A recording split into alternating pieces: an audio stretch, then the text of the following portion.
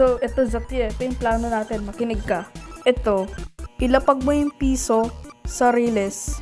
Tapos, kapag narinig ka ng busina ng tren, tumakbo ka na. O sige kuya, dalian mo Zakia, maging brave ka. Tapos kapag narinig ko yung vibration, ibig sabihin dyan yung tren. Dali, and go! Woo! Hindi nahulog.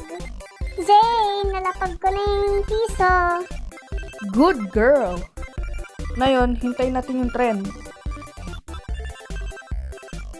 Ay, tagal ng tren. Pero teka lang, parang narinig ako ng vibration ng riles. La, ibig sabihin dadaan yung tren, tatakbo na ako, ask ko kay Zane. Alright, Zakia, ano gagawin mo? Zane, darating yung tren. Panoorin natin yung yung tren, napakan yung piso. Oh, sige, Zakia, mukhang masaya yun. Wait lang, pero narinig ko. La, andyan yung tren, panoorin natin. Uy, gumana! Tignan natin, Zakia. Uy, gumana, na-scratch. Oo nga, Zane. Approve. Tama ka, Zakia. Approve.